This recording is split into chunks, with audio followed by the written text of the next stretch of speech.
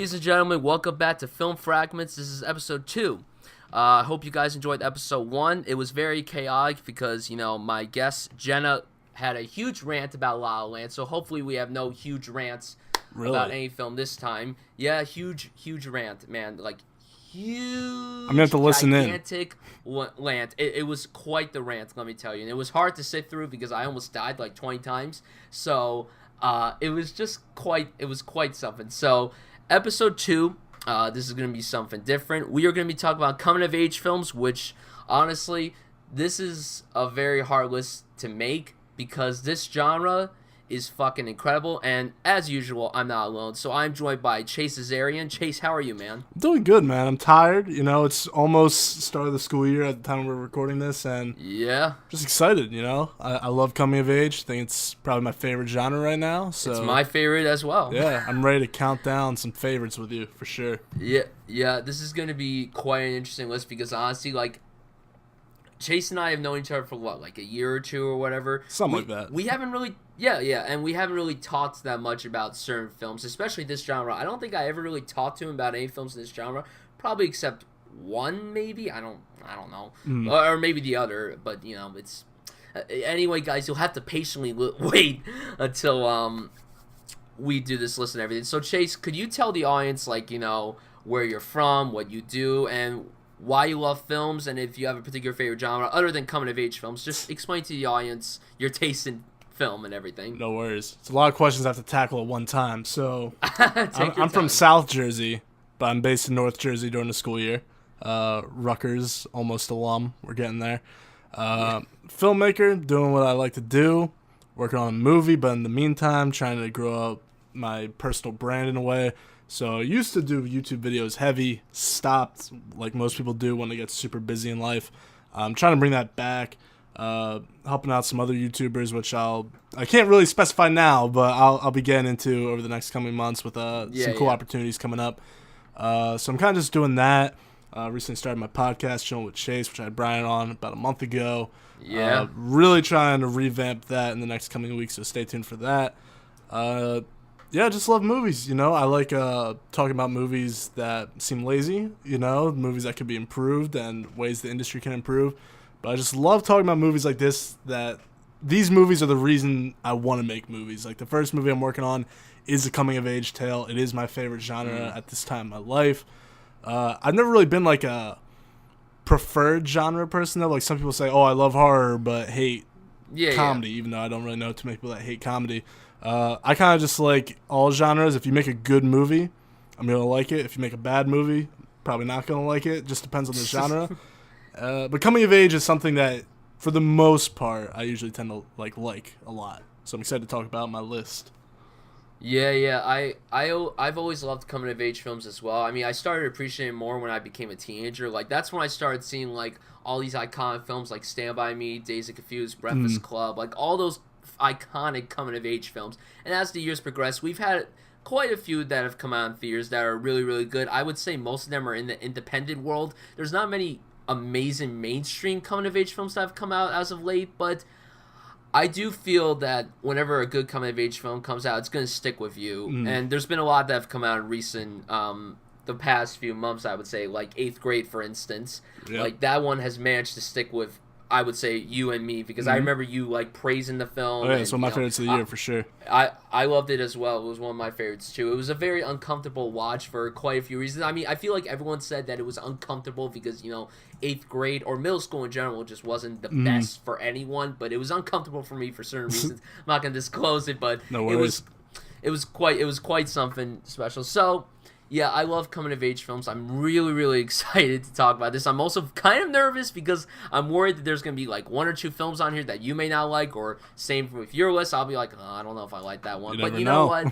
But, yeah, exactly. You never know. So I'm pretty confident in my list. I'm sure you're confident in your list, too. So the way this is going to work is that we're going to go from 5 to 1. Chase is going to say his, then I'm going to say mine, and then vice versa. Now, Chase, if you have a film on your list, and if it's higher on mine, I'm gonna say pass, and the same goes for you. Like if there's a film that's like on my number 5, and if it's your number 1, you just gotta say pass and everything. So yeah, and then the basic way is that when we talk about film, we're gonna say what it's about, and then obviously we're gonna praise the fuck out of it, and then yeah, that's how it's gonna work. So it's gonna be pretty easy. So we're gonna save the honorable mentions for the end because then the best way for that is because I can't talk. Wow. Oh my god, I'm so tired. Dude, I've been there. It happens. Yeah.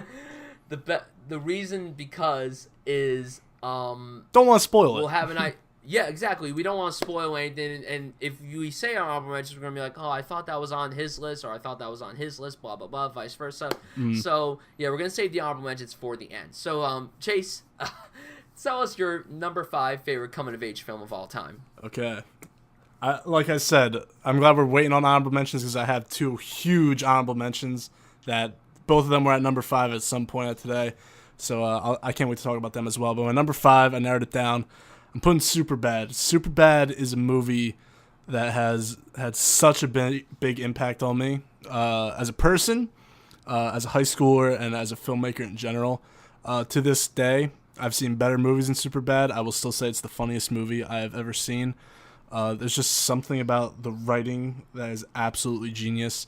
But most importantly, casting is the most important part of any low-budget comedy. And just the trio of Jonah Hill, Michael Cera, and Christopher, what's that guy's name? McLovin. Christopher Mintz-Plasse. Yeah, that's his name. He hasn't been around as much, so I always forget. But McLovin, the boy.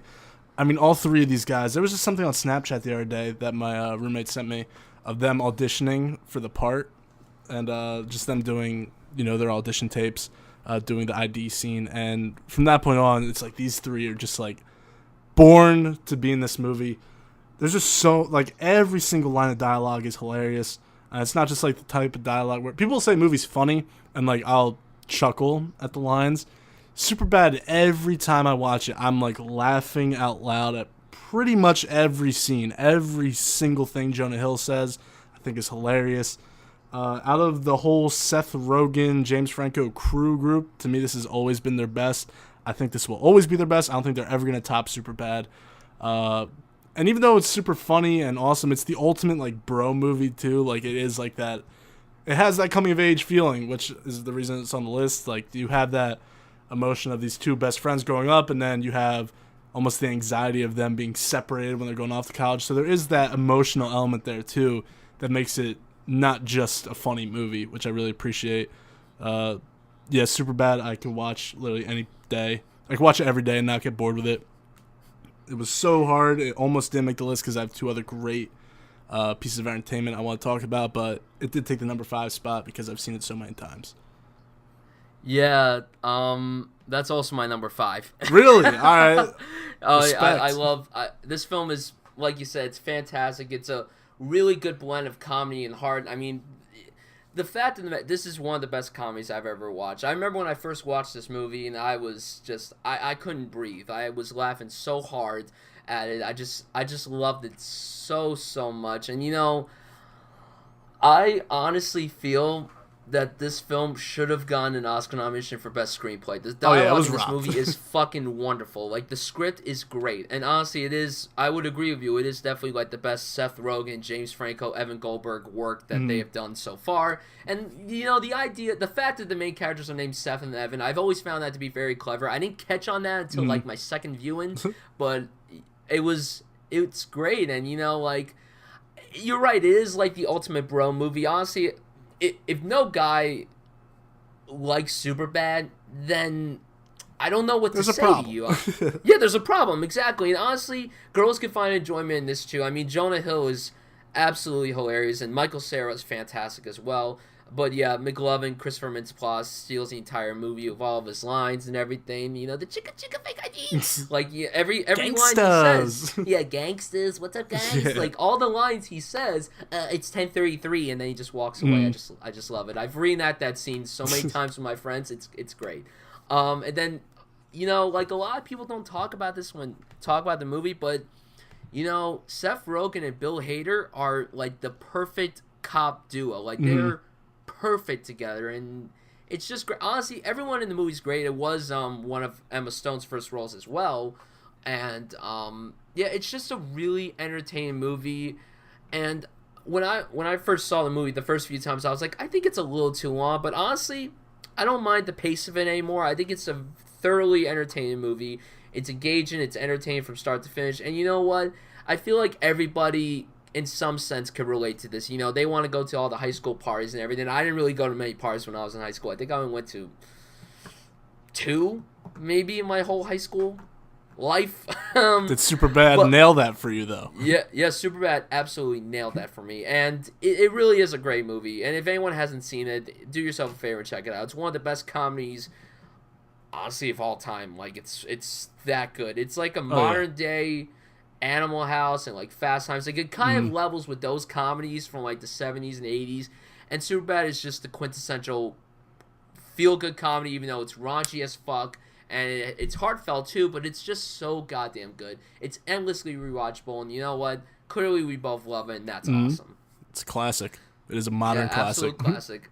Yes, I agree. So what is your number 4? Number 4 is actually my favorite movie from last year. It is Brigsby Bear. Nice. I still cannot stop thinking about this movie. It's something a lot of people actually still haven't seen.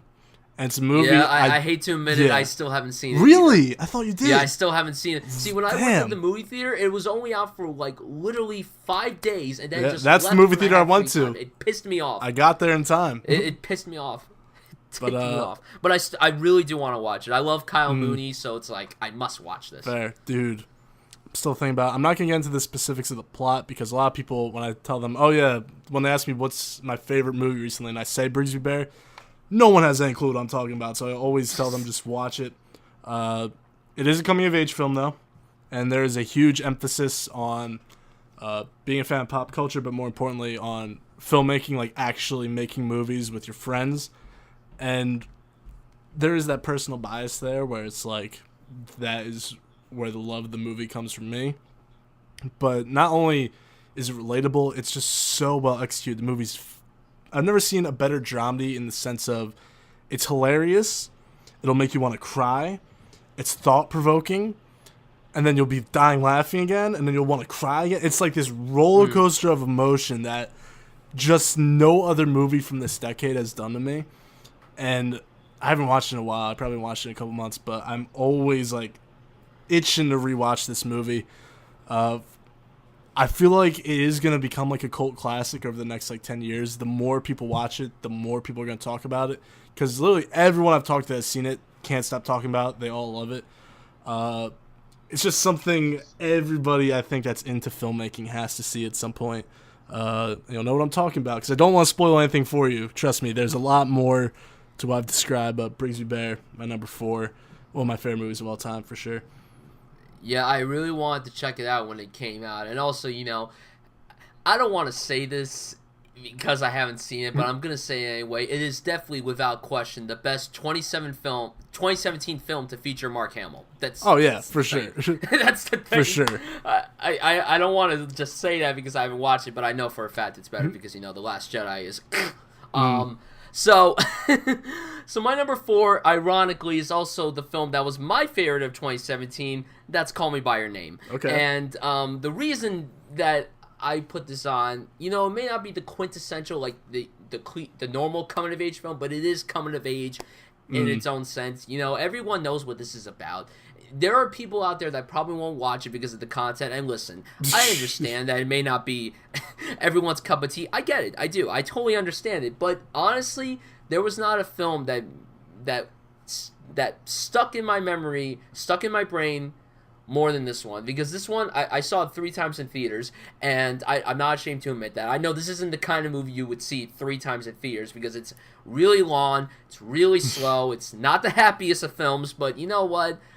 I admire good filmmaking when it's done. And this is purely great filmmaking.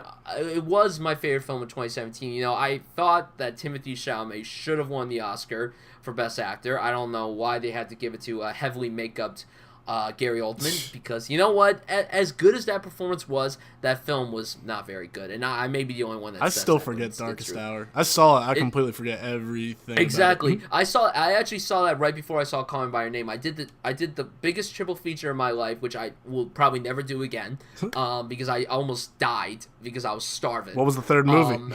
Yeah, I saw this first. I saw Darkest Hour first, then I saw Call Me by Your Name, and then I saw The Shape of Water. Okay. And it was That's a long quite the day. triple feature. Yeah, it was a very long day. I was at the theater for a good 8.5 hours. Jesus. So it was a very, very long day, and I almost died. And that's why I'll never do a triple feature again. But I'm still grateful at the same time because I saw Call Me by Your Name and Shape of Water. It would have been nice if the other film I saw was great too, but it's...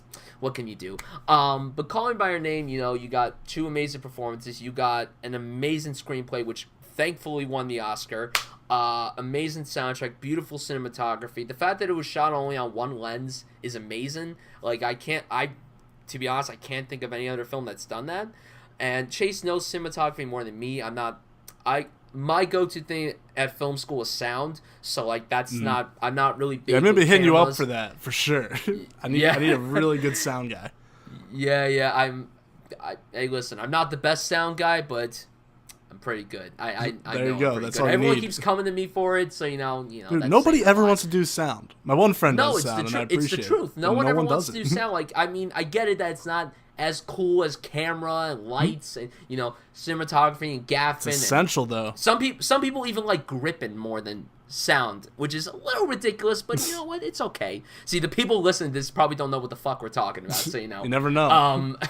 You never know exactly, but like, oh man, I'm just not gonna. But really, Call Me by Your Name it's beautiful, it's memorizing, it's very relaxing. It's just a beautiful romantic epic, and it's hard to make films like that. It's hard for me to even like a romance movie to begin with, and this one just captivated me. And you know what? I still cannot believe that Luca Guadagnino's next film is a fucking horror remake. I cannot believe that's his next movie, but you know what? I'm happy about that. Yeah, Call Me by Your Name is incredible. If you guys have not watched it, do yourself a favor and check it out. Like, obviously, like I said, it's not a film that's for everybody. It's not everyone's cup of tea. It's a very slow-moving film, but it's very relaxing and calm. But at the same time, it's very heart-pounding, and you're just blown away. Like, you're there with Elio and Oliver. You feel like you're there with them. And, obviously, everyone talks about the iconic speech from Michael Stuhlbarg. Still just amazing. It shocks me that he wasn't even nominated for an Oscar for this. But... yeah, it's just incredible, and even if you watch it just one time, just give it at least one watch. It's incredible, and in my opinion, it had the best final shot of a movie in 2017. I'm not just saying that because this was totally my fair.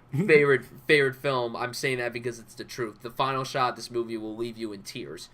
And it was absolutely incredible. So Call Me by Your Name is my number 4. Yeah, I think I talked to you about this actually. How I think Call Me by Your Name to me is and Francesca about this. Yeah. Super solid movie. And it didn't make my top 10 of last year, but the more I think about it, the more I really want to rewatch it compared to like any other movie I saw in 2017.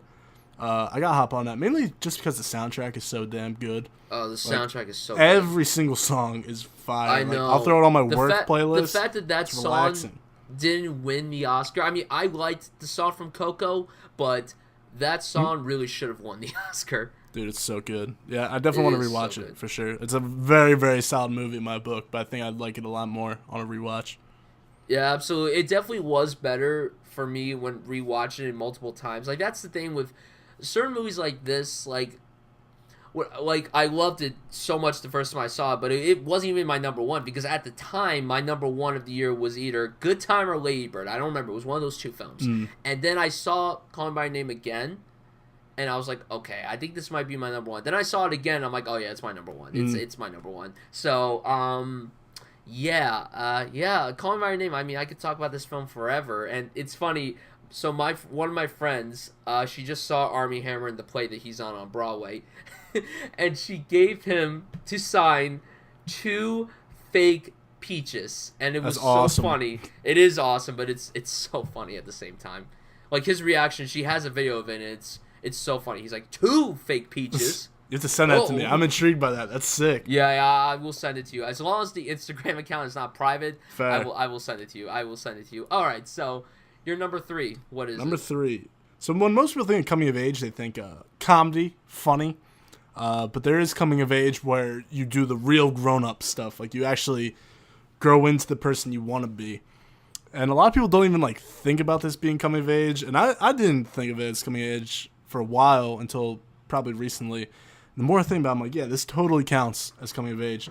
It's Whiplash, which is a movie that has just blown me away from the second I started. Oh, I didn't think about that. Damn it, that would have been in the top 5. There you go. Fuck.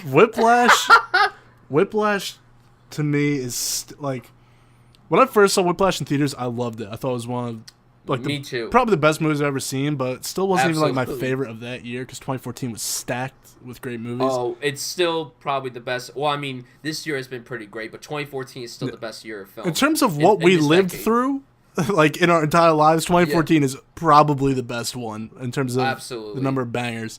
So I started rewatching Whiplash more and more over the years. I've probably seen a total of, like, I want to say 6 or 7 times now. Every time it gets better. It like goes up my favorite movies of all time list. And I was thinking about how Miles Teller's character goes from this kid that he has the passion, he wants to be like one of the best of all time, but he doesn't actually know what it takes to be one of the best of all time. And through J.K. Simmons, he finds out, oh shit, this is what it takes to be one of the greatest of all time.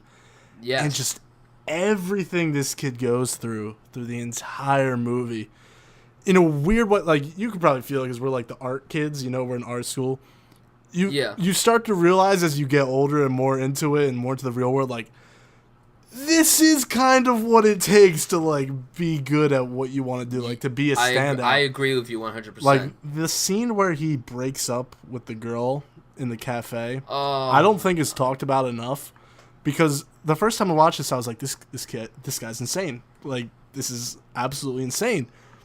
And then as I've gotten older over the past 3 years and gotten more into, like, doing what I'm doing, I'm like, this is the most rational conversation I've ever seen. And now I feel like the outsider in that world, in a way, from that entire conversation. And to me now, that's almost become like the standout scene in the movie. It's the one I tend to think about the most now. And it's just, but besides that, every single scene in this movie is so damn good. The ending's incredible. You just talked about Call Me By Your Name's final shot of that year. Agreed. Of the decade, maybe Whiplash for me, just because I agree it's with you so on that good. 100%. I don't know. It's just a movie. I've never heard anyone call Whiplash a bad movie. Like, every great movie of the decade. Like, I've never heard that either. Like, even for the people that say, I just like it, I'm like, no. You have to love Whiplash. You can't just like the movie. You have to love it. But even that, the fact that, like, I've never heard anyone say Whiplash is a bad movie. Like, ever. Yeah. I think it's hard to find. And I've shown it to friends that aren't into movies. They're like, what's a really great movie that I would love coming from someone that's not into movies? One of my go-to choices is always Whiplash, and every time I show them Whiplash, they're like, I'd never heard of that. That is one of the best things I have ever seen. And I agree with you, because I remember, like, I saw this movie with my dad when it came out, and he loved it. He thought it was great. So when it came out on Blu-ray, like, I showed it to, like, this other family that I'm, like, so well acquainted with, that my parents are well acquainted with. I showed it to them. It was a family of 3. Then it was my sister and my mom, and they hadn't seen the movie, and they all were just blown away by it. And some of them don't like those kinds of movies, but yet they loved Whiplash. Dude, it's that good. It's that movie. People still talk about it. I'd say 2014 has so many great movies, so I don't want to say it's the most talked about, but I would argue that Whiplash is still, like, the movie people talk about the most from that year. I think it is a classic. I think it's something where you're going to be talking about for the rest of our lives, essentially. I agree. And it's only going to get more popular as the years go on. And yeah, to me, it's the most serious on the list for sure, but easily one I feel like I had to mention. Yeah, I fucking adore Whiplash. It's in my top 10 of all time. Like, it's that incredible. And, like, the fact that it ended up getting a lot of award buzz that it got. Like, I'm happy it got the award buzz. There were a few things that I wish it got recognition for. I wish Damien got a director nomination. I wish Miles got an actor nomination. I mean, no one stole the movie from J.K. Simmons. Like, that the fact that he won every single award that year, like that's incredible. That's probably my favorite supporting actor performance of the whole decade so far. And like the dialogue in the movie is incredible. And you know, like, look, I don't want to bash La La Land because I like it a lot, but for people who say it's La La not Land's even a better close. movie, it's not even close. This movie is exceptionally better than La La Land. And look, La La Land has a lot of great things too. For one thing, the cinematography is definitely, I don't know, a little better in La La Land than it is in Whiplash, but to be honest, like, Whiplash has the same team as La La Land. The same team from La La Land was on Whiplash. And, you know, it's great either way, but the thing is, Whiplash is a lot better than La La Land. Yeah. And look, I don't want to feel like I'm downgrading La La Land because I like the movie a lot. I love it. But Whiplash is so much better. And you know what? It did show this and Spectacular Now, which is a great coming-of-age film that's unfortunately not on my list, that showed Miles Teller could act. And, you know, I'm glad that he was in both of those films to showcase his talent. And, you know, honestly, like, a lot of people talk to me about, like, films that have amazing editing, and I always say to them, Whiplash is one of the best edited films of all time. Like, the editing in this film is fucking phenomenal. It is shocking how good the editing is. Everything feels so seamless when it's cut together, and it's just so perfect. I don't know how the editor did it. One of my film professors here is actually really good friends with Tom Cross, who edited this movie. Nice. He also edited La La Land. I think he's edited First Man too, which is Damien Chazelle's upcoming film. But it's just incredible editing. I mean, the score is awesome, and, you know, like, just everything's incredible. And the final scene is just, it's insane. It's insane. It leaves you, like, gasping for air, and that's the best feeling when you watch a movie. Like, when you watch a movie and it has a scene or scenes where it's like leaving you gasping for air, you know something's good. And the thing is, Whiplash has so many scenes like that, but the ending in particular has that, and it's one of the best endings of all time. Like, it's just so incredible. And honestly, there were people I knew who didn't put this as their number one of 2014. They said it had the best ending of the year, and it did have the best ending of the year. It just was. The whole film is perfect, and, you know, if I had known that it was somewhat a coming of age film, I so would have put this on the list. But, you know, I like all the other films I put on my list, but I would say some of them are not as good as Whiplash. So, you know, yeah. So yeah, Whiplash that was a very surprising choice, and you know what? I'm glad it's on the list. I'm glad that I had someone to talk to, because I haven't talked about that movie in so fucking long, and now that you brought it up, I feel so happy, and that's great. So now I want to rewatch it too. Yeah, I mean, I could rewatch that movie anytime, anywhere. It's like there. All right, so coming in number 3, this to me is the best film adaptation of this author. Now, this author has had a lot of great stuff turned into films, TV shows, miniseries, all that stuff. But to me, nothing has topped this one. So my number 3 is Stand By Me. And Stand By Me means the world to me. Like, when I was younger, I remember me and my friends kind of acting like the 4 characters in this movie. Like, there was this, like, isolated part of my town. Yeah, exactly. We did go look for a dead body, and, you know, it was quite something. No, seriously, like, there was this, like, part of my hometown that wasn't far from where I lived, and me and my friends would just go there all the time. We were, like, 12, 13 years old. That's basically the same age as these characters. And, you know, this film, like, you think about it, there's a lot of great Stephen King adaptations. There's so many great ones, and they're not all just in the horror genre. Like, you know, he also has Shawshank Redemption, which is obviously not a horror movie, but this one, to me, it's just great. Like, you know, you relate to all the characters in some sense, and these were all fantastic performances from all 4 of these kids. They all crushed in their respective fields. I can't believe Will Wheaton was in this. I can't believe the guy from Star Trek was in this. Like, he was fantastic. You got Corey Feldman, who at the time was, like, the big star in the 80s with like, Gremlins, Goonies, this, and The Lost Boys. Like, he was on fire. He was on a roll in the 80s. And then Jerry O'Connell, who was super fat in this, and now he's insanely thin. He was great, but the standout performance to me is River Phoenix. Like, he was, I mean, I'm not just saying that because he's no longer with us, but it was a legitimately great performance. He was fantastic. Each of the characters were broken in some sense, and I'm not a big fan of child actors. Now, I don't want to sound like some asshole for saying that, but there's not many good child actors nowadays, and I think Chase could agree with me on that. But these 4 kids were all so good. They were good in the comedic scenes, the dramatic scenes. Like, they all shined respectively. And it kind of sucks that not all of them had the big careers afterwards. Like, obviously, River Phoenix, he was big for a while, and then he tragically passed away. Will Wheaton, he had Star Trek, but, not everyone watched Star Trek.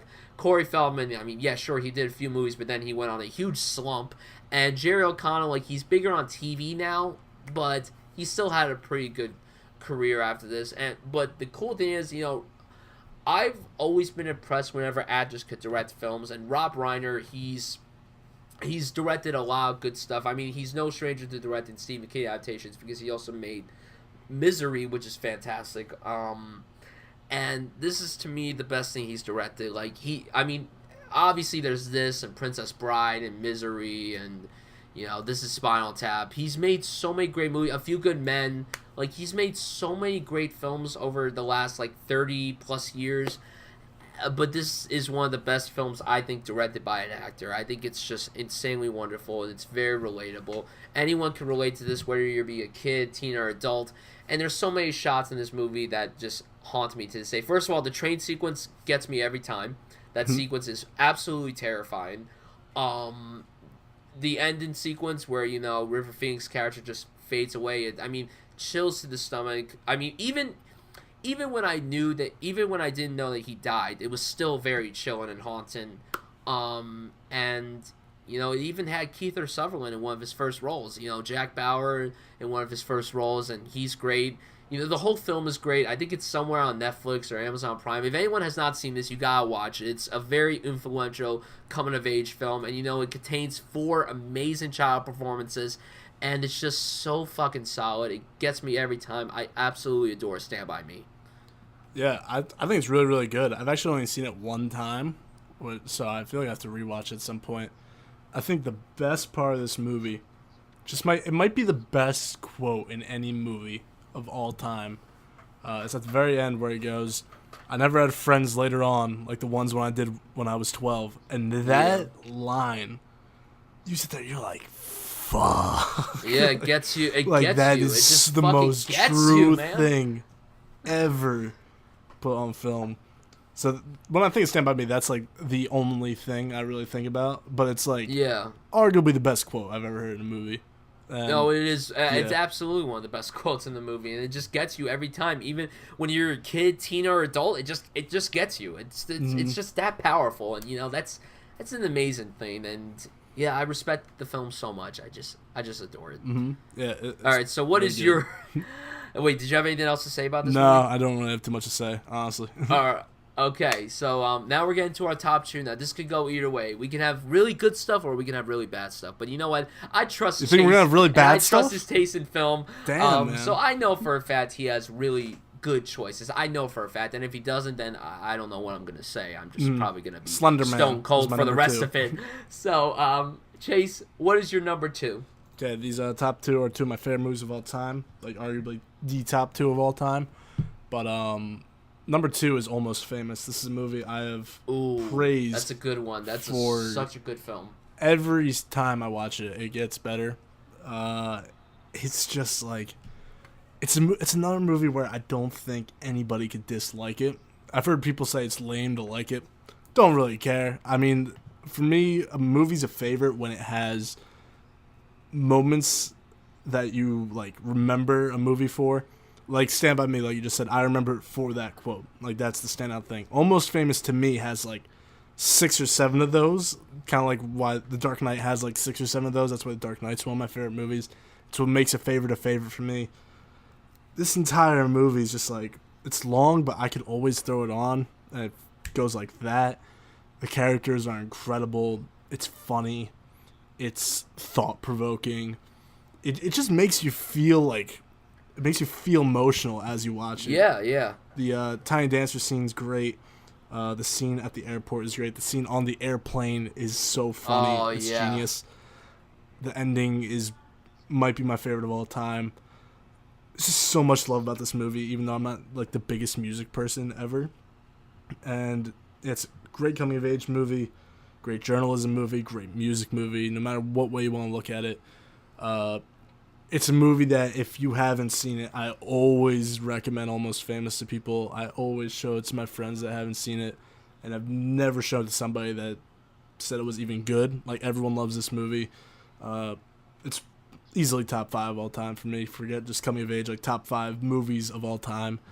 And yeah, I absolutely love it. I've praised this movie to death. I've pretty much said everything I've had to say over the years about it, but Almost Famous, man, it's so good. It is so good. No, it's absolutely fantastic. Like, this movie is so good. Like, it always goes head to head. Like, the thing is, I think I wouldn't have a problem if anyone says this is Cameron Crowe's best film, because you know what?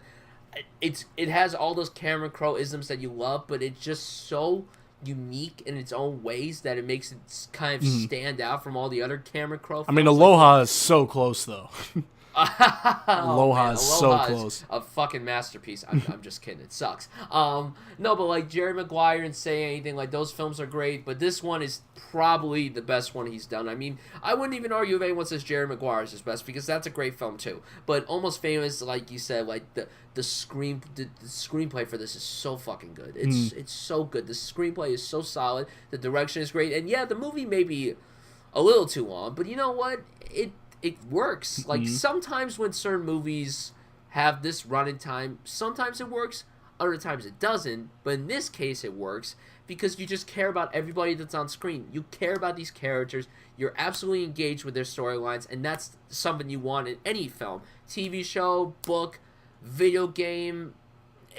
You want that in anything. And the fact that Cameron Crowe was able to make these characters absolutely engrossed, and no matter how big or small their time on screen was, it's just amazing. And you know what?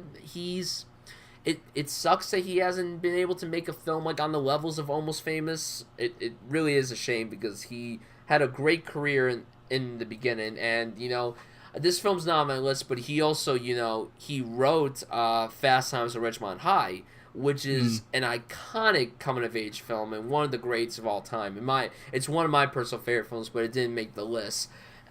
He just has a good niche when it comes to these stories, and you know, it kind of is a shame that he wasn't able to like make more films like this, because I think he's still got it in him. It's just that he hasn't been able to show it in a while, so I hope he gets to show it again sometime soon. But Almost Famous is seriously so fucking good, and if anyone hasn't seen it, check it out. I have the bootleg cut on Blu-ray, which is awesome. Same and here. If anyone has not watched the bootleg cut, it's pretty fucking solid. I know, I agree. I mean, I might like the theatrical one more, though, a little bit, honestly. I actually have never seen the theatrical cut. I've only watched the bootleg cut, so go. I don't know if the theatrical cut's better It's shorter. or worse. That solves that one yeah, problem. it is shorter, but I don't know. I kind of like the bootleg cut. I don't know if I want to watch the theatrical cut. I'll probably watch it eventually, but I don't know if I want to watch it, to be honest. Is it really better than... I don't know if it's better, but like the bootleg's like a nice little bonus, but if I just need Almost Famous, like everything I love about Almost Famous is in the theatrical cut, so yeah. It's like that.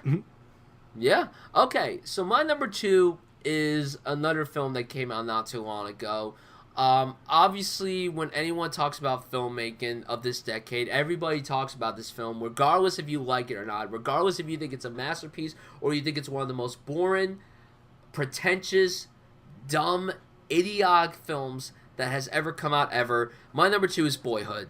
And you know what? For people that don't like Boyhood, I'm sorry. Listen, I understand that not much may happen in it, but a lot does happen. It shows a boy growing up, and you know what? It is so goddamn real. It's so engaging. I'm not just saying that because it was shot over 12 years. Like, I'm not just saying that at all. It's just a real film from start to finish, and it's so good. It's so good. Richard Linklater is the fucking man. He's great. He's made a lot of great films. He's made some not so great films, but you know what? For the most part, I have to say his films are great.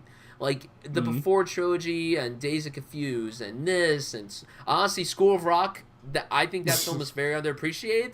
So I'm going to acknowledge School of Rock, and if anyone thinks School of Rock sucks, I want you to fight me.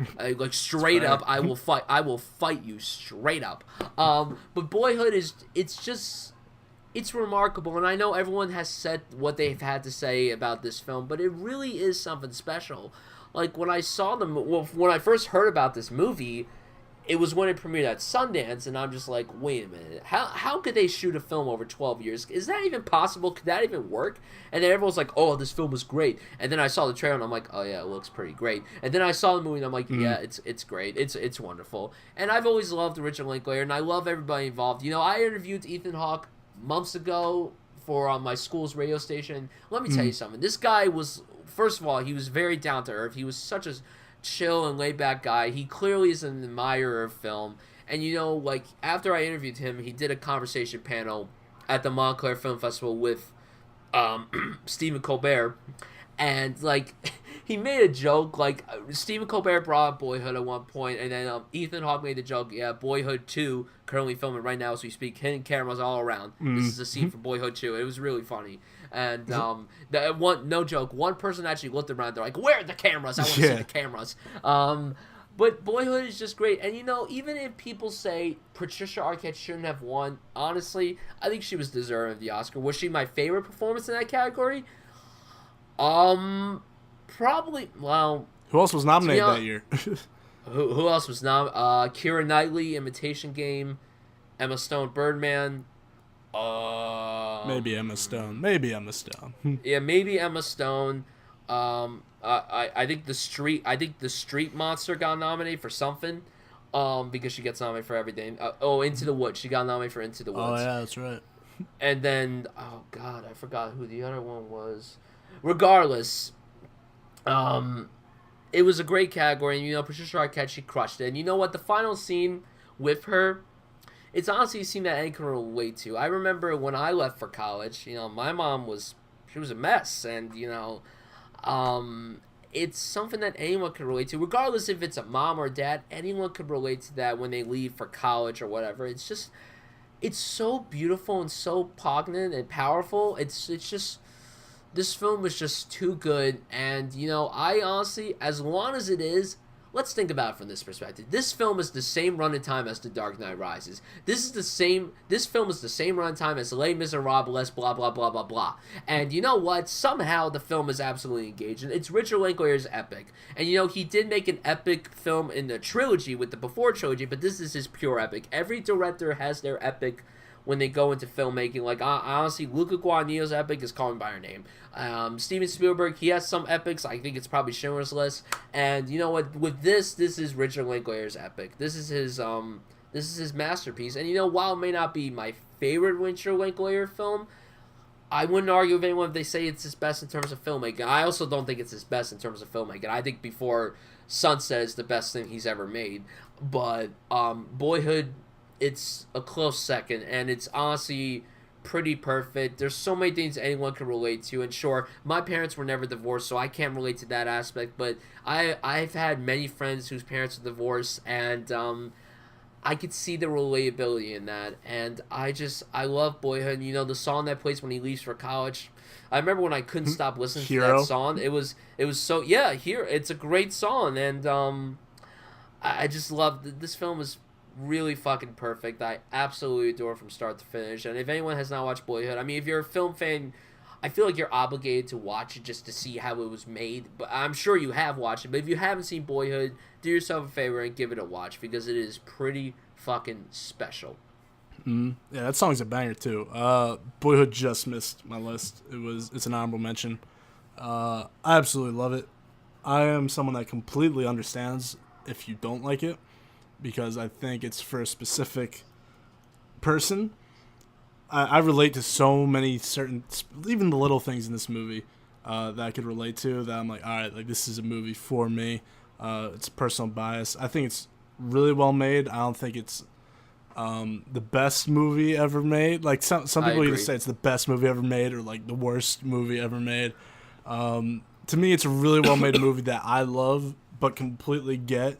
Like, Boyhood is not a movie. Like, I was talking about how Whiplash and Almost Famous are movies I show to people that might not be into movies, and they're like, oh, I loved it. Boyhood's not one of the movies that I would automatically recommend to somebody. No, I agree. Unless I, like, knew them really well. I'm like, all right, I think this person would really like Boyhood a lot. But, yeah, there's just so many things in this movie that work for me. The characters are really, really engaging. The acting's really impressive considering they kind of rolled the dice on casting people for 12 years. And no one died. No one became terrible at acting, which is always a plus. Yeah, people do like to kind of bash our Coltrane for being kind of terrible. It's right. He was like an awkward teen, though. It's like, yeah, exactly. It's fine. He fit the quota of being an awkward teen. He fit it so well, so it worked out very well. Yeah. So to me, I never really had like a problem with that. I love the ending a lot. Me too. And yeah, it's just Boyhood's another one of those movies I always have like the itch to rewatch. I haven't rewatched it in a while, probably like 2 years. But I've been trying to rewatch it for a bit, and I plan on doing it soon. I love it. I think it's a great movie. Yeah. Do you think it should like? I mean, I know it didn't win Best Picture, but do you think it deserved like Best Director or Best Picture? No, I used to when it was 2014. The more I've thought about, I think Inarritu totally deserving of both those things. Yeah, I agree. Like that's the thing. Birdman, Whiplash, Boyhood, and Interstellar are all 4 of my favorite movies of all time. Like, I think they're all amazing. In terms of technical achievement, I think Birdman deserved directing. And I'm okay with it winning Best Picture, too, even though I probably like Whiplash more now. But that's what I'm saying. 2014 is a stacked year, man. It's a stacked year, and I'm waiting for another one of them. Yeah, I hope that the fall season of this year is basically like 2014, where it keeps releasing good stuff like week after week. I hope to God it's like that. Not just with the indie films. I hope it's the same with the blockbusters that come out. Yeah, hopefully Aquaman's 10 out of 10. Yeah, I just hope I'm pretty optimistic, but I'm just cautious going in because there's a lot of these. There's a lot of potential. Films. There's a lot of potential. I agree with you on that. So so now we get to our number 1. Now, I have a feeling what Chase's number 1 is. You probably know it. The thing is, I definitely do know it. The thing is, Chase has praised this film nonstop for years. I mean, I think when I first started talking to him, I think he had just probably saw this movie or probably labeled it as his favorite of all time. And excuse me. I'm very interested to see what he says about it. And I cannot wait to hear what he says about it because the film is great. And even though it didn't make my list, and I hate that it didn't make my list, it was so close. That's okay. It's a masterpiece. And if anyone disagrees, okay, whatever. So Chase, what is your number 1 coming of age film of all time? It's for anyone that knows me, it's Dazed and Confused. Everybody, not even like film people, regular people. When I mention, I'm a filmmaker. Oh, what's your favorite movie? Dazed and Confused is the answer. Every single time, Dazed and Confused is the answer. It's funny because the first time I saw it, I thought it was a really good movie. This is probably when I was like, I want to say 14 or 15. And then I rewatched it like 2 years later when I was 17 with my dad, and I was like, oh my God, like this is incredible. And I just kept watching and watching. I've probably seen the movie a total of around 50 to 60 to 70 times. I have no idea what the count is. I have studied this thing because it is the biggest inspiration in terms of filmmaking. I haven't watched it in a while, and a while is like 2 months for me. Like I'm always watching this thing whenever I can. There's just something that Linklater does. We talk about how Linklater, you said Boyhood's his masterpiece. Can understand. To me, Dazed and Confused, man, is like, it's such a well done coming of age movie because you get every cliche. You get the jocks, you get the nerds, you get the stoners, you get everybody, but they all interact like real people interact in real life. You have incredible dialogue, some of the best characters of all time because they don't feel like characters, they feel like real people that you know in real life and could be friends with, and that's the biggest selling point of this movie for me. I love it. There's nothing else to describe about. I'm literally like burnt out. It's like almost like I think I was saying this about Almost Famous. I'm just like so burnt out of like explaining why I love this movie so much. Yeah. And at the end of the day, it just comes down to the characters. Character to me is the most important thing in any movie, because Dazed and Confused is such a simple concept. It's not the most unique idea. It's literally just a hangout party movie, last day of school. But the execution is unreal. It feels like it's in the 70s. The characters are brilliantly written. They feel like real people. The movie flies by like that every time. And it's just like every scene, the way it's cut together with the amazing soundtrack. It just feels like... It's probably my favorite film soundtrack ever. Dude, it's so good. Like, it just feels like a perfectly orchestrated song that lasts an hour and a half. I agree. And yeah, I could watch it literally anytime. Like the last day of school every year now, I always put on, like first day of summer, always put it on. Oh yeah, that's pretty smart. Yeah. That's actually a cool thing to do. I love it. Anyone that's never seen it, I always show it to. Like, it's just my thing. Like, you haven't seen Dazed and Confused? All right, we're watching it tonight. Like, let's go do it. I love it. My favorite movie of all time. Not just coming of age. Yeah, it's like I love it so much. Like, it was actually the first Criterion I bought years ago. It's a good Criterion. Years, I have it as well. Yeah, it's like the quintessential first Criterion to buy. Like, it's always like, if there's ever a Criterion to make your first one, it's easily Dazed and Confused. Like, that's the perfect one to make as your first Criterion. But yeah, I agree with you. Like, you know, like the entire film just manages to be engaging despite having the cliches. Like, it just utilizes them so well. Like, it's just amazing. Like, usually when movies have cliches, it's hard for them to make them feel fresh and unique, and yet Dazed and Confused does a good job at making those cliches fresh and unique. It's just really amazing. Like, yeah, like you said, the characters are amazing, the acting is phenomenal, the soundtrack, oh my god. I mean, I've always admired like classic rock or any music from like the 70s and 80s, but this, it's just, it's beautiful. Like, the soundtrack is its own character, and you know, that's the cool thing when you say that about any movie when it comes to its soundtrack. Call Me by Your Name, another example.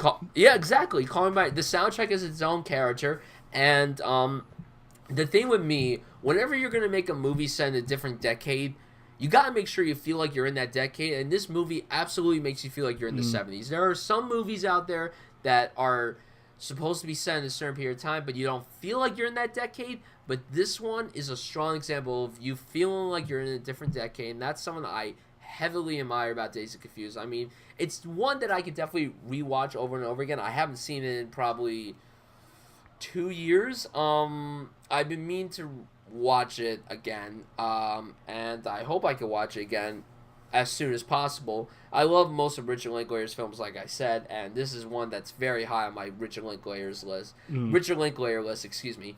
And it's just great. And if anyone hasn't seen Dazed and Confused, you really should. Like, it's a very fun film. It is very, very relaxing too. Like, that's the thing. Like, this is a movie that you could just sit back and relax and watch. Like, nothing big happens. It's like happens. Therapy. Yeah, it's like therapy, exactly. Like, nothing big happens. There's no explosions. No one dies. No one, like, nothing bad happens in it. And you know what? I respect that about Linklater. And this is definitely the film that got him on the map. And I'm very happy that it was the film that got him on the map. Obviously, back then when it came out in '93, it didn't make that much money, which, I mean, it's whatever. But you know what? It's had a huge cult following in the last 25 years, and rightfully so, because it is an absolute masterpiece. Yeah, it's great.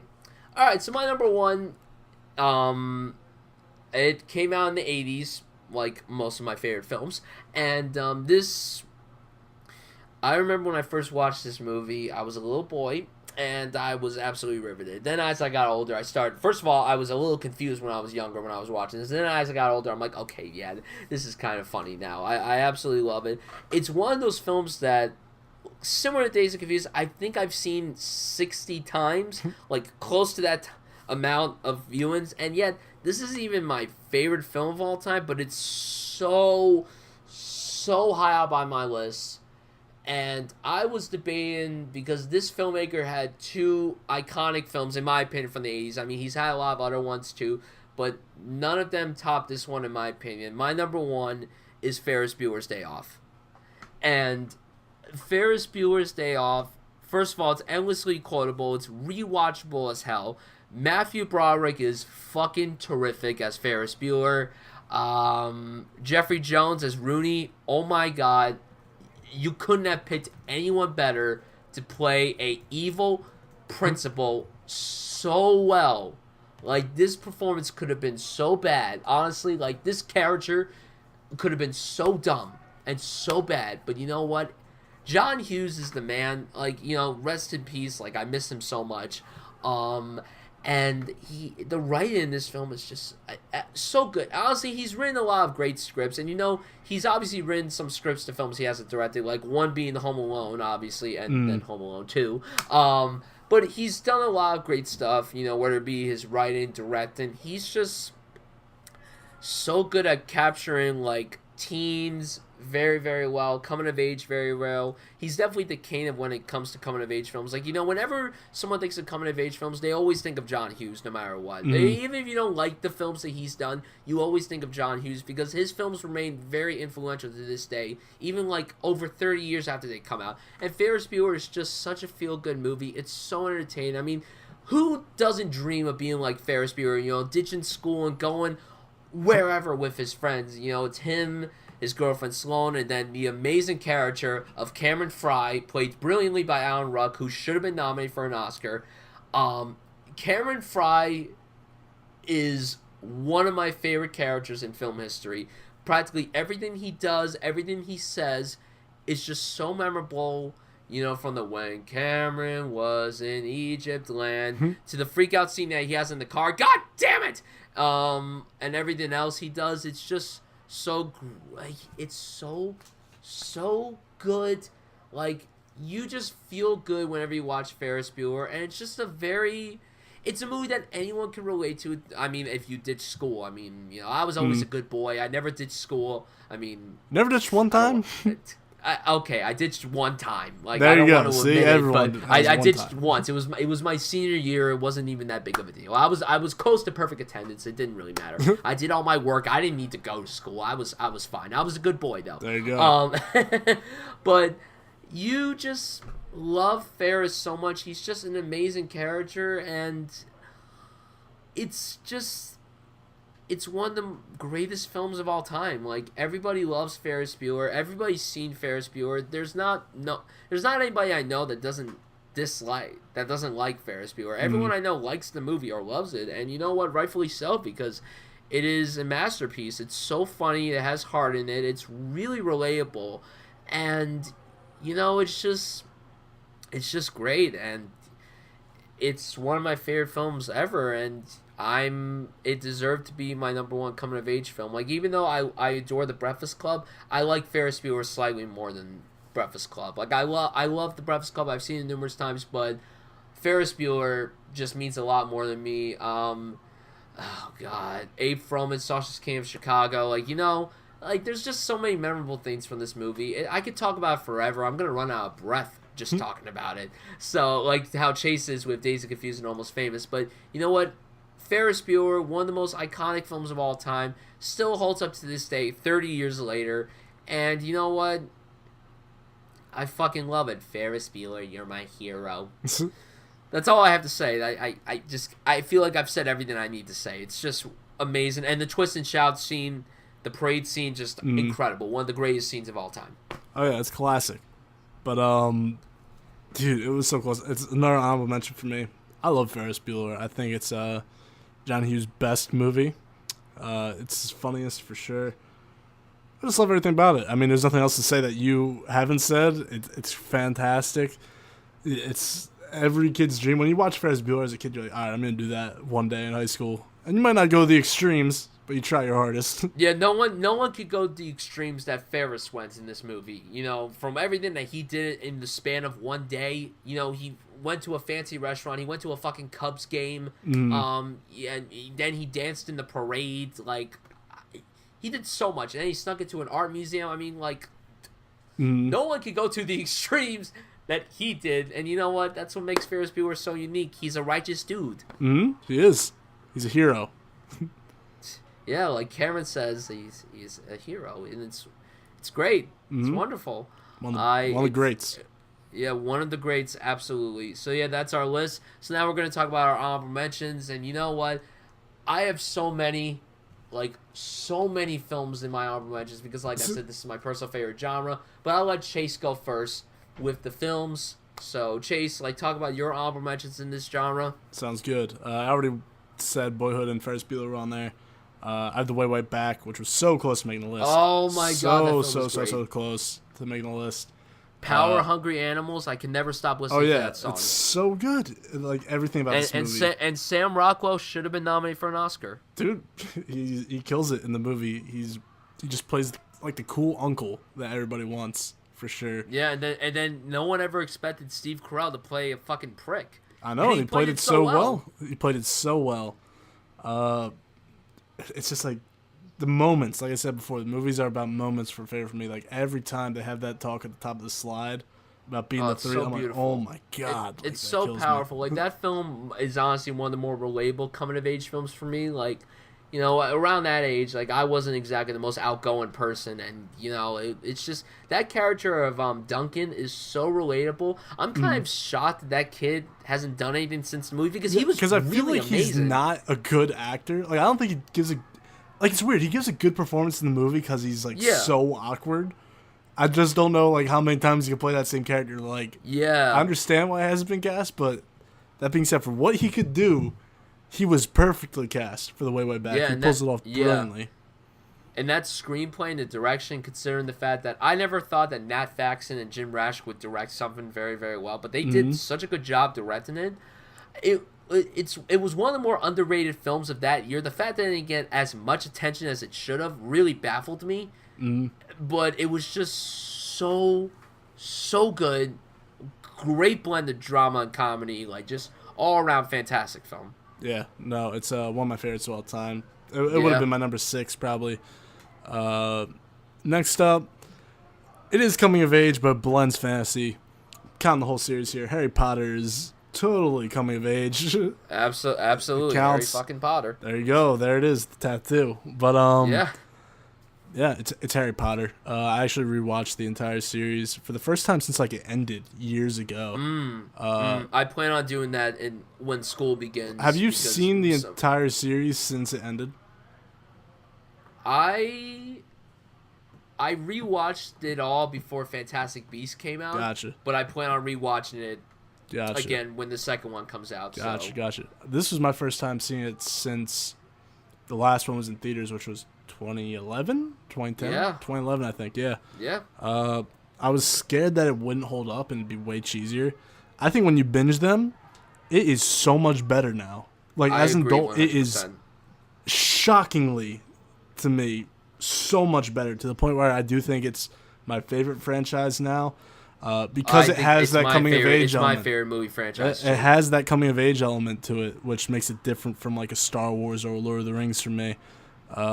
Yeah, I just think Harry Potter is incredible and definitely deserves to be mentioned, even though I didn't mention it. Which one's your favorite one? Oh, it's tough. It's weird because my sister's been rewatching a lot of them recently because she's become like slightly obsessed, and there's parts where like Goblet of Fire could be my favorite. I've always stuck with Goblet of Fire just because it seems to be the one I turn on the most. Part 2 is so damn good though. Like that was on in my house today.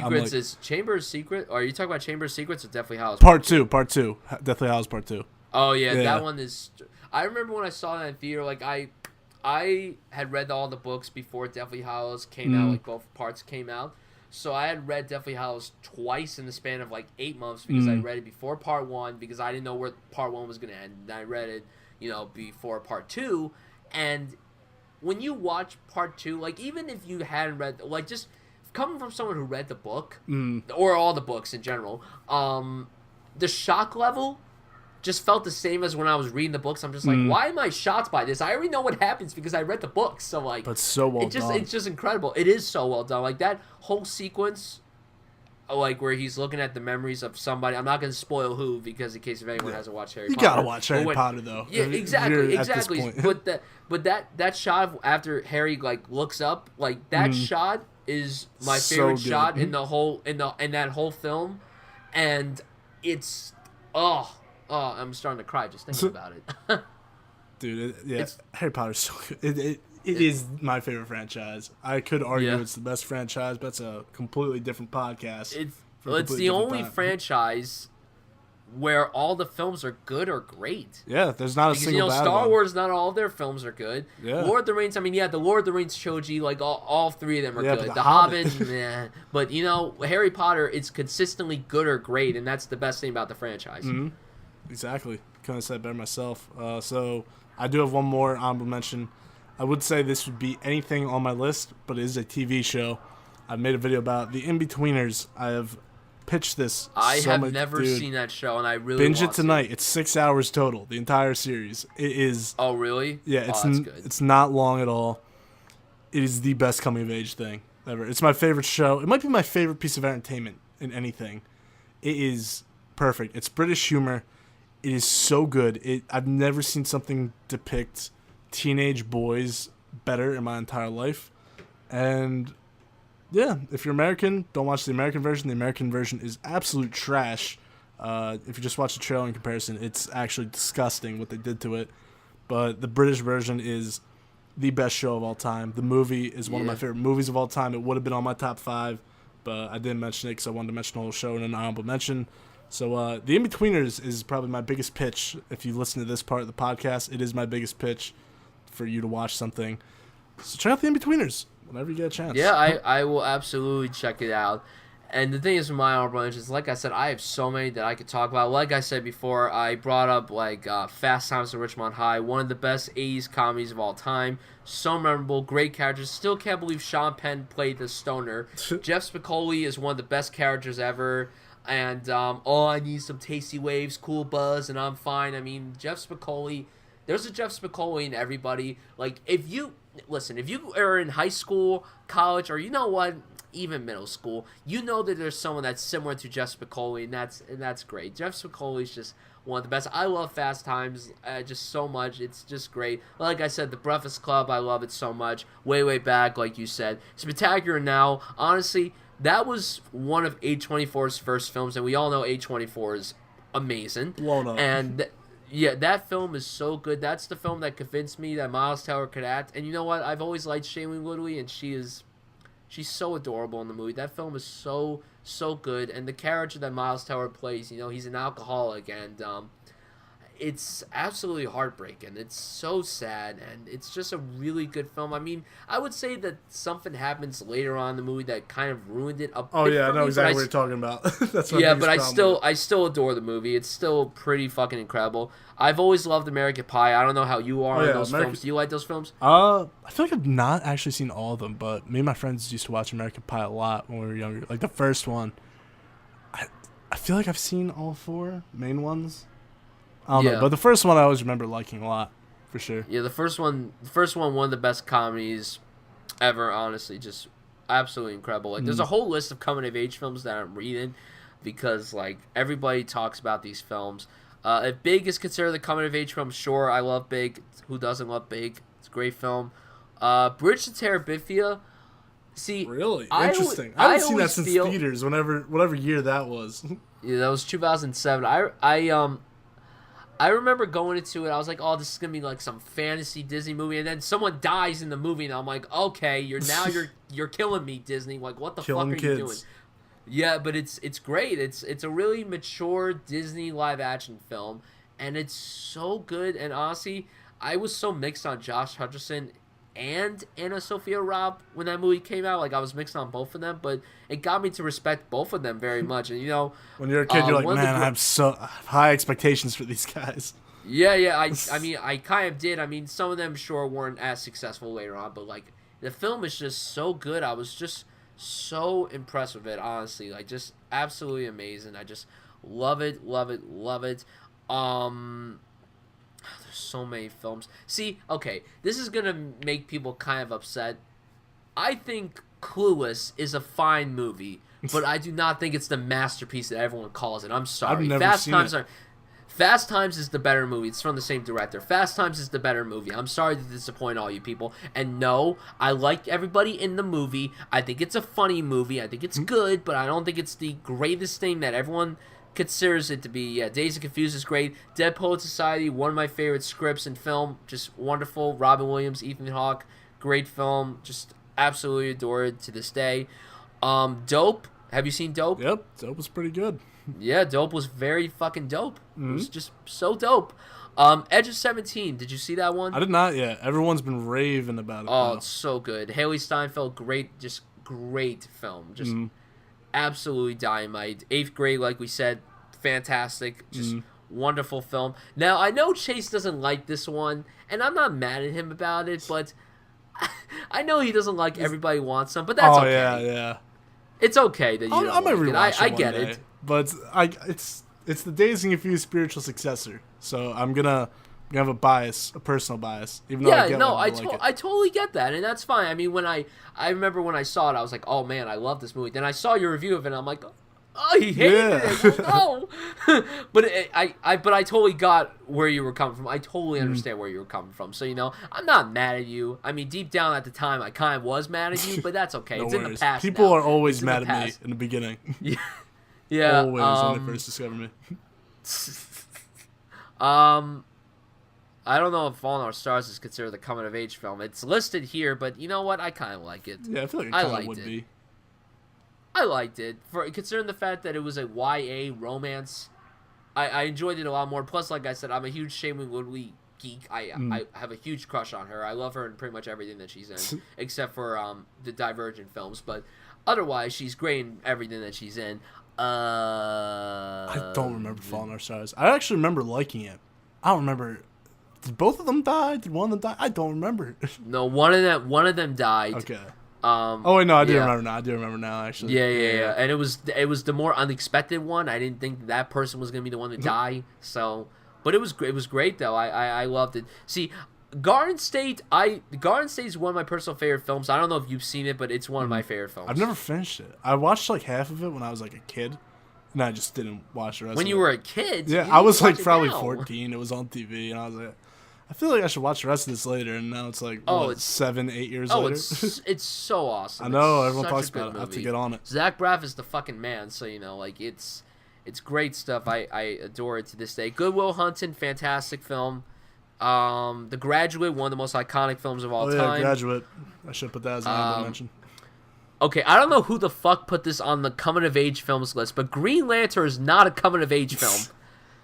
Whoever put that on the list, you are so fucking dumb. I'm sorry. I've never seen Green Lantern. Everyone talks about it. I've never watched it. I've never sat through it. You don't need to watch it. You don't need to watch it. No, I feel like I have to for like the story. I have to see how bad this is. You don't need to watch it. Like, it doesn't exist anymore because if anyone saw Deadpool 2, it doesn't exist anymore. That's true. So, if you saw Deadpool 2, it doesn't exist. Holes, Shia LaBeouf in his prime. Classic film. Just absolutely classic. One of Disney's best films. I don't know why no one talks about it. It's great. It's just so awesome. Holes is dope, for sure. Yeah, Holes is dope. It's so dope. It is listed, from last year. That was a great film.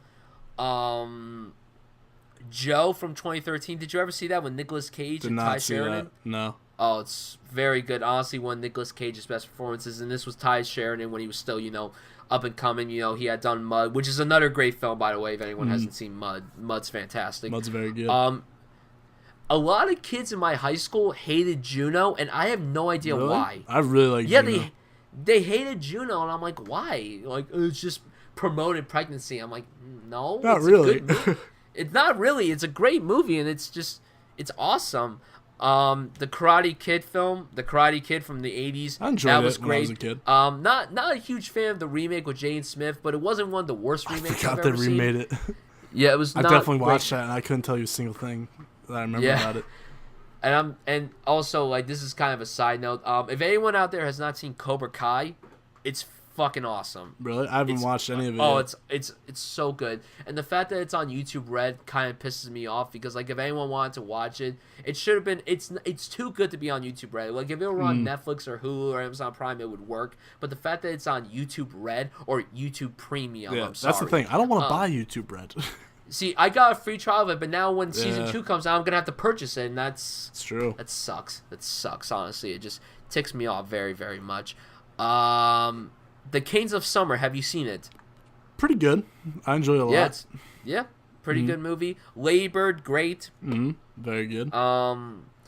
There's way too many films listed here. Just way too many. Did you see Love, Simon? Not yet. No. Well, it's honestly one of my favorites of the year. I loved it that much. I thought it was great. Yeah, a lot of people really love it. I have to check it out. It was really good. And honestly, some people were saying that the speech in this movie was, like, on the same levels as the one from Call Me By Your Name. I don't think so. From people who said that, it's absolutely not. The Call Me By Your Name speech stands on its own levels. Nothing's going to be on the same level as it, and nothing's going to top it. You're going to be below it no matter how good you are. I'm sorry to say that, but, you're not going to top it. And I'm sorry to say that to everybody, but it's the truth.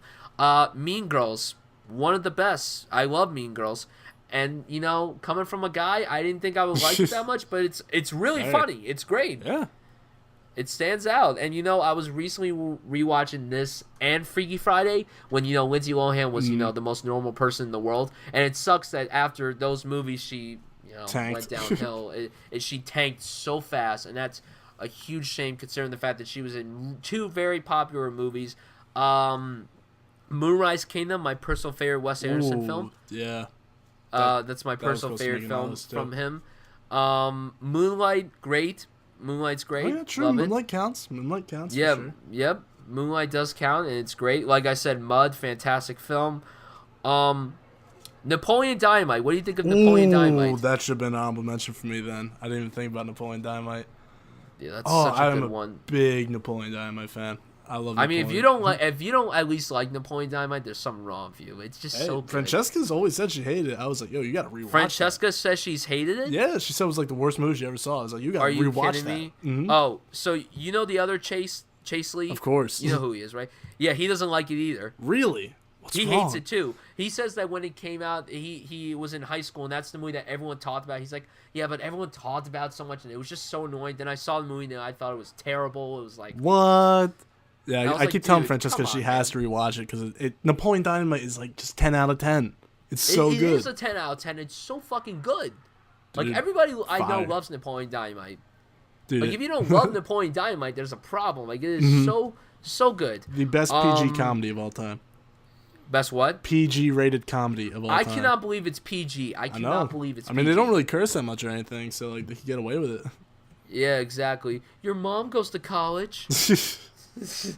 The Outsiders, one of my personal favorite films. That's a personal favorite. I haven't seen it since like 6th grade, but I remember liking it. Yeah, I read the book when I was in middle school. Then I saw the movie. Well, actually, first I watched the movie with my dad, and then I read the book, and then I saw the movie again, and it's so good. Like, I mean, that movie at the time, you know, it was in the 80s. Francis Ford Coppola made, so this was obviously coming off of The Godfather and everything, and Apocalypse Now and all those other classics that he's made. And the cool thing is, you know, this film kind of launched a lot of people's careers. Like, this was when a lot of people were up and coming. You know, C. Thomas Howell, Matt Dillon, Rob Lowe, Tom Cruise, Patrick Swayze, Ralph Macchio, Emilio Estevez. Like, so many people in this movie. It kind of invigorated the Brat Pack term that was very big in the 80s for people who don't know. And this movie is great. It's a really great drama. And, you know, if you guys don't mind watching men cry, this is a good movie to watch where men cry, and it's really beautiful. It's very beautiful. It's so good. What is your take on The Perks of Being a Wallflower? I have to rewatch it. I remember really liking it. I love the ending. That's another one of my favorite endings. Oh, the ending's so good. I don't really remember a lot about the rest of the movie, but the ending I've always like gone back to. I'm like, damn, that's a great ending. But I have to rewatch it for sure. I agree. It's a great ending, and honestly, the film is really, really relatable. Also for me, because like the character of Charlie, who Logan Lerman played very well. I didn't think he would be at the levels of this. The character was so relatable, and it was a really beautiful performance. Like, Ezra Miller was also great in it. Emma Watson did a good job in it. This was like her first post-Harry Potter role. I remember when Deathly Hallows Part 2 came out, and I saw her with short hair, and I'm like, why the fuck did she cut her hair? Yeah. What the fuck are you thinking, Emma? And then I saw the movie, and I'm like, okay, I guess I can understand why she cut her hair. She still shouldn't have done it, but it's okay. It's fine. My favorite shot in that movie, I don't want to spoil it for like people who haven't seen it, but there's a shot where there's 3 Charlies walking in the same shot. Back to his house, and it's really, really effective, really powerful. That whole scene is so depressing, and it's so well done. And the cool thing is with this movie, so it's based on a book, a very good book. The guy who wrote the book not only wrote the movie, he also directed it, and that's a very cool achievement. That is. That's a very impressive achievement, and the fact that someone was able to do that so well, first of all, you would think that it would be a 100% carbon copy of the book, but it's not. There's actually a lot of things that were in the book that weren't in this movie, so it's like, that's a really impressive thing. So I have to give credit to the director of the film for doing something like that. It was so amazing. Now, everybody loves to talk about this film when talking about John Hughes. Pretty in Pink and 16 Candles. Those 2 films, they're good on their own merits. Not my favorites of John Hughes' catalog, but still very entertaining, still enjoyable to watch. Oh my god, my sister's gonna kill me if I don't mention this. The Princess Diaries. That's one of my sister's favorite movies. Yeah, those movies were like the shit back in the day. Anne Hathaway, Julie Andrews, like those films were. What years were those? Like 2000 and 2002 or something like that? Let's see, 2001 and 2004. Okay. So long ago, and just oh man, I remember my sister would watch those films religiously. I remember like those were always on TV. I feel like. Yeah, those were always on TV. Like, they were very good films. Like, they were really, really good stuff. Have you ever seen Reality Bites? No. Oh, dude, it's so good. It's Ben Stiller's directorial debut. It's him, Ethan Hawke, and Winona Ryder. It came out in the 90s, so this was when Winona Ryder was, like, the big deal. She had done Heathers and Beetlejuice and all those other movies. Ethan Hawke, this was one of his first, like, lead-in roles. Like, you know, he had already done Dead Poets Society, but then he did this, and then the following year, that's when Before Sunrise came out, so, like, that's when he was starting to become a bigger deal, and it's a really impressive movie. Like, you know, if you like some of Ben Stiller's stuff, like, not only as an actor, but as a director, this is probably my favorite thing he's directed, and I know a lot of people praise Tropic Thunder, and that's a great film, I love it, but this is the best thing he's directed, and it's a really powerful film. It's really, really good. It's I have to check it out. So good. And honestly, like, I mean, obviously you and me aren't done with college yet, but, like, these follow people that just finished college and their struggles and everything, and it's really amazing. It's very real. And even people who haven't finished college yet, let alone even gone to college yet, they could relate to it in some sense. I watched this film when I think I was a junior in high school, and I was able to relate to it, even though I hadn't even gone to college yet. So it was like, it was very relatable, and I love it to this day. Oh man, there's so many more films. Like, see, this is a genre that, like, I could talk about forever and ever and ever. Risky Business, Tom Cruise's debut in film. The dance is iconic. I did it on the cruise ship. I'm not even gonna. I'm not exaggerating. There you go. I was on a Disney cruise 2 years ago, and the guy said accurately do the Risky Business dance, and my opponent did not do it accurately because he didn't take off his pants. So I had to do that, and I took off my pants in public. And you know what? I'm not ashamed of it. It was really awesome. It was one of the best moments, best things I've ever done in my life. And it's a fun movie. It's not the best movie ever, but it's fun to watch. Rushmore, Wes Anderson film, great film. I still haven't seen it. Great film, so good. Not my favorite. Like I said, Moonrise Kingdom is one of my favorites. Moonrise Kingdom is my favorite one, but this one's very good. I'm gonna be an idiot for not bringing up The Sandlot. Oh, I should have brought that everybody up too. loves The Sandlot. So good. And you know what? It's great. It's awesome. It's a great film. I haven't seen it since I was a kid though, which kind of disappoints me. But it's great, and if you haven't seen it, do check it out. It's really, really good. Oh no, I have an inside joke with my friends. This was like an inside joke our freshman year of college. All of us film majors, we always made jokes about the Sisterhood of the Traveling Pants. Not the first one, the second one. We all made jokes about it. I don't know what sparked it, but it was just a joke. I haven't seen the film, so I can't comment if they're good or not. I never saw it as a kid. But I liked all of them involved. I love Blake Lively, so you know that's a bae, and you know so I can't comment on that. 16 Candles, like I said, great, good movie, very good movie. Now I want to ask Chase this because you know I praise this film to literally everybody when it comes to Disney films. I don't understand why no one ever talks about Sky High. I think Sky High is fucking amazing. I have not seen Sky High since I was a kid, but it's so much. Honestly, it's so much fun watching it older. Like it's so much fun. It's so good. I love it. I love it. And I remember recently they said they're gonna make a sequel, and I'm like, no, you should have done that like 10 years ago.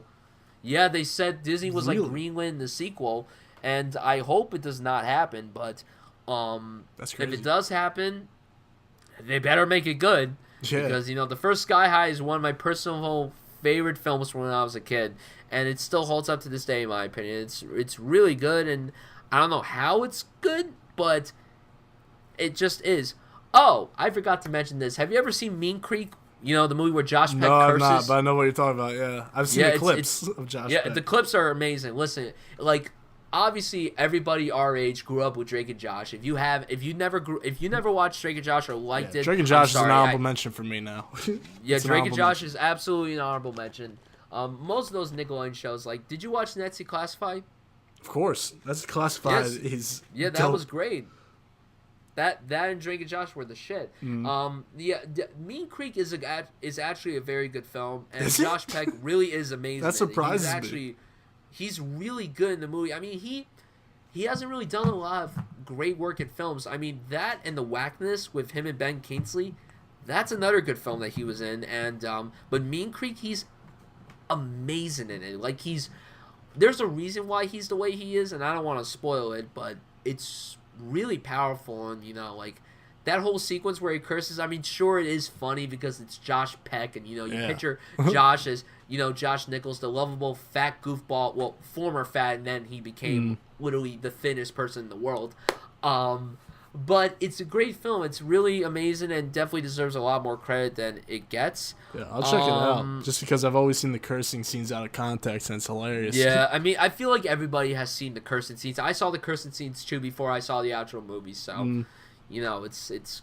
I mean, the video that they have the cursing scenes in, and then it ends with him saying, "I repeat things for emphasis." Like that is just, it's great. It's so funny.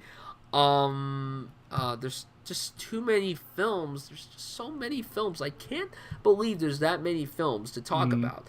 Yeah, Superbad we talked about. It's a great film. Oh my God, why is there so many? There's too many, Chase. Why is that? That's the thing. You start getting to the average ones. That's the thing. Yeah. Okay, whoever put Toy Story 3 as a coming-of-age film, I mean, I guess. In a way. I guess. Wrong. It's a great film, but, I mean, it's not the coming-of-age film I would think of. Yeah, Andy grew up. That's true. That is absolutely true. Varsity Blues. Never saw it. I love it. I love James Van Der Beek, Paul Walker. It's known as the Paul Walker football movie. It's one of the most manly films ever made, but it's really good. It's awesome. It's fantastic. Yeah, The Whackness, like I brought up with Josh Peck, that's a great film. What's Eating Gilbert Grape? One of Johnny Depp's best performances. Good. Leonardo DiCaprio, amazing in it. And that's it. That's it. Nice. Those are all the films. Every single one. I literally went through so many. 400 Blows is another good one. I forgot about that. What's another good one? 400 Blows. Oh, yeah. What was that one that came out that, like, I remember you did a video of it on your channel, Beach Rats? Oh. Is that the one? Fire. That's true. That's good. I haven't That's a good seen look. it. I highly recommend it. It's so good. I don't want to hype you up too much. I liked it more than Call Me By Your Name. But I don't think you'll like it more than Call Me By Your Name because you're probably not. You're big on it. So I do recommend it though. Beach Rats is I feel like I don't want to say it's going to become a cult classic because it could just stand on everybody's radar. But if it pulls a Dazed and Confused and people start seeing it and talking about it, it's going to have a cult following, I think, because I think it's a quality movie. Yeah, Beach Rats is also very good. It's good looks. Yeah. And now, are there any coming-of-age films, obviously minus Everybody Wants Them, that you don't really particularly care for? Everybody Wants Some, like you said. Off the top of my head, not really. I'm sure something would pop in my head, be like, oh, that, you know what I mean? But like, there's never been like a coming-of-age movie off the top of my head where I'm like, man, that's a terrible coming-of-age movie. There's just nothing that really pops in my head, so I don't know. What about you? I mean, when I was looking at the list, a lot of Nicholas Sparks movies were labeled as coming-of-age films, like The Last Song and Lucky One and The Notebook, and I'm like, that's an easy thing to mock because those films are not good. I'm sorry, everybody, but those films are not good. I mean, like I said, I'm not, like, hardcore when it comes to certain coming-of-age films that everybody jizzes about, but, like, I don't know, like, there's not really many that I hate per se. I can't really think of any that I don't like on top of my head. So yeah, I really don't think I dislike any of them. I mean, I'm sure there are. I guarantee that after we record this episode, I'm going to see some and I'm going to be like, oh fuck, I don't like that one and I hate that one. But as of right now, I can't really think of any that I don't like. I pretty much love this genre, and it's given mostly good stuff, and that's the impressive thing about this genre. That's the thing with, like, a genre like this, you want something good out of this genre because the coming of age genre generally tends to be the most relatable genre for anybody. Like, sure, there could be some relatable comedies, relatable dramas, and hell, maybe if you relate to some action movie where you saved people, that could be good too. But coming of age, the reason why it's my favorite, like I said before, it just captures relatability so well, unlike any other genre, and that's what I love to see in any movie. Sure, I love to watch movies that don't make any sense at all, but I love watching movies that feel relatable too. And whenever I watch a coming of age film, it's easy to find some relatability in it, regardless if it's big or small. That's the best thing about coming of age films, and that's pretty much why it's my favorite genre. Well said. Yep. It's the most relatable for sure, which makes it my favorite. Yep. Absolutely. So, guys, that is it with this episode of Film Fragments. Thank you so much for sitting through it, if you actually did sit through it. I'm not going to say what the next episode is because you know what? I don't even know what the next one is. I don't know on top of my head when we record these. Gotta keep it what's real. The next one? Exactly. We got to keep it real. Nothing's planned here. It's all improvised and everything. So, that's the best thing about podcasts like this.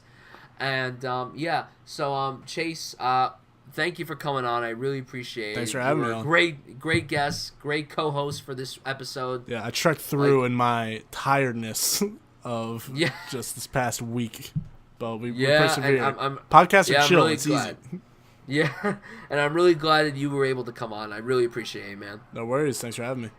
Of course, and tell the people where they could find you. You can find me at a couple places on YouTube. There's 3 places. There's a few mixed reviews, which is my main channel, which I'm rebooting. There's my podcast, Chilling with Chase, that you can check out. Bryan's been on a guest before. Fun little show I got going. That'll also be revamped over the next month or so, I'd say. And then my third channel under my real name, Chase Azarian, where I'm updating everyone on my feature-length film I'm trying to work on, along with making videos that relate to that in some way, which I have to keep up more with, but those videos take more time to edit, so I'm cool with it. And it's kind of like my side project anyway, for fun.